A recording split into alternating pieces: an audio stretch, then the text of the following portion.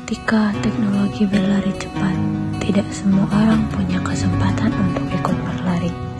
Di balik kemajuan, ada cerita yang sering tak terdengar.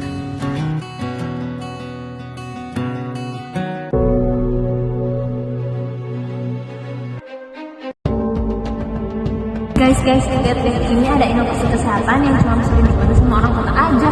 Gak adil banget ya. Ya, padahal itu buat kesehatan. Tapi kenapa ya? Terbatas.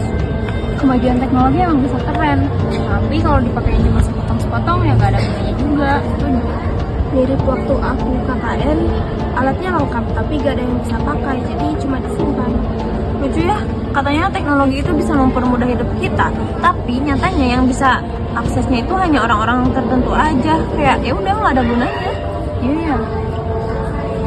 Semenjak belajar gizi, aku baru sadar ternyata ilmu itu selalu bersentuhan sama manusia. Bahkan angka-angka gizi pun punya cerita di baliknya. Teknologi memang hebat, tapi tanpa etika bisa jadi alat yang kejam. Apa gunanya alat canggih kalau data orang selalu bocor? Makanya kita tuh harus belajar itu bukan hanya dibaca saja, tapi kita juga harus tahu bagaimana kita mengarahkan ilmu yang kita dapat. Guys, aku baca banyak daerah yang nggak pernah merasakan pemeriksaan gizi modern, padahal kebutuhan mereka lebih besar. Sementara di kota semua serba cepat, serba digital. Seharusnya di lapangan teknologi memperkecil jarak, tapi justru memperlebar. Kita harus belajar supaya kita nggak ikut-ikutan membiarkan itu terjadi.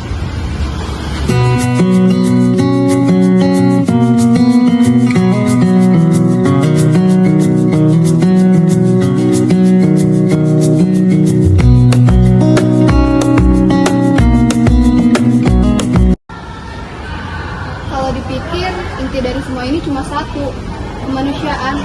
Adil, jujur, dan berpihak pada yang bernyata. Kita jangan cuma lihat data, tapi kita juga harus peduli siapa orang yang balik data itu. Teknologi boleh maju, tapi moral kita harus lebih maju. Kalau yang dikejar cuma kecanggihan, kita bakal kehilangan arah.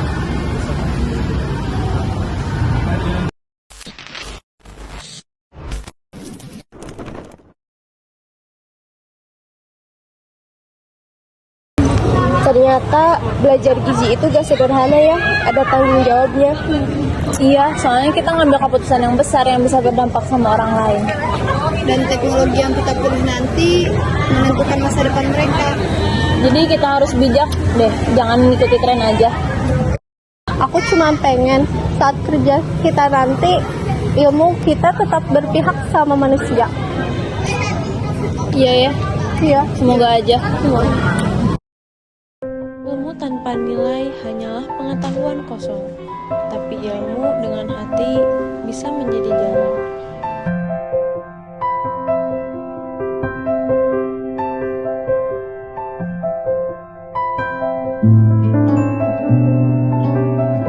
Dari yang semua kita pelajari, aku sadar satu hal. Kemanusiaan adalah alasan kita belajar. Teknologi hanya alat, kitalah yang memberi makna. Keadilan itu bukan hanya teori, tapi pilihan. Terima kasih untuk perjalanan ini.